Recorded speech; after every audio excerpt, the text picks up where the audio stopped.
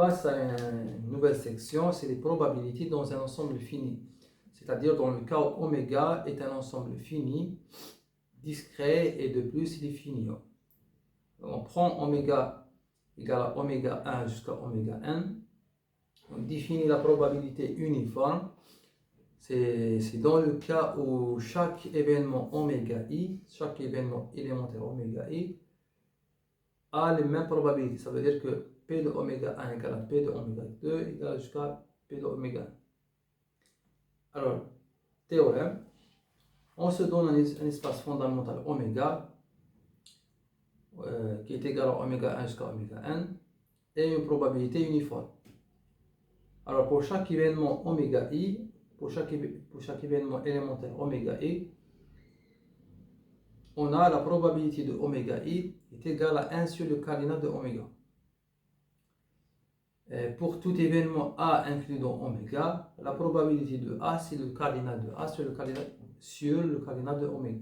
Alors, probabilité conditionnelle, on se donne deux événements A et B, tels que la probabilité de A est différente de 0. Alors, la probabilité conditionnelle de B en sachant A et la probabilité que B est réalisé, sachant que A est réalisé. Alors, et on note P indice A, entre parenthèses B, c'est-à-dire c'est P de B ou bien P de B slash A. Donc, si on se donne A, un événement tel que P de A est différent de 0, donc on définit la probabilité conditionnelle par P de point slash A, qui a tout événement B associé P de B slash A, c'est la probabilité de l'intersection de A et B sur la probabilité de A. Proposition d'application P point slash A définit bien, vous pouvez vérifier qu'elle définit bien une probabilité, c'est-à-dire elle vérifie les actions de Kolmogorov. On peut définir une formule des probabilités composées. On prend deux événements A et B, tels que la probabilité de A est différente de 0 et la probabilité de B est différente de 0. Alors la probabilité de l'intersection de A et B, c'est la probabilité de A en sachant B fois la probabilité de B est égale à la probabilité de B sachant A fois la probabilité de B. Cette formule est utilisée dans le théorème de Bayes qu'on va voir plus tard. Système complet d'événements. Donc on se donne un ensemble d'indices I et une famille finie ou dénombrable d'événements AI. Donc une famille est dite système complet d'événements si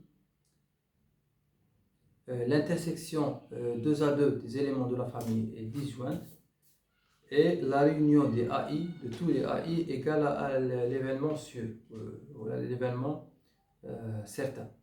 Alors on passe maintenant au théorème de Bayes. On se donne une famille d'événements AI, un système complet d'événements AI, tel que les probabilités des AI sont positives.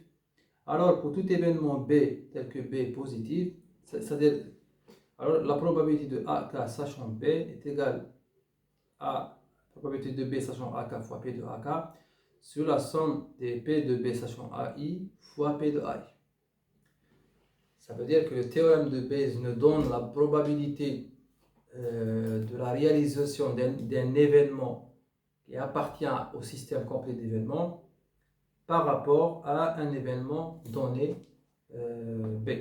Il faut savoir qu'il y a trois points de vue de faire des probabilités.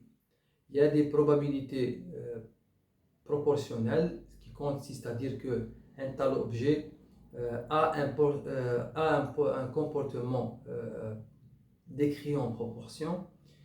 Il y a l'approche fréquentiste qui consiste à dire que si une expérience est répétée une fois, alors la probabilité de l'apparition d'un certain événement est décrite par c'est la fréquence de sa réalisation.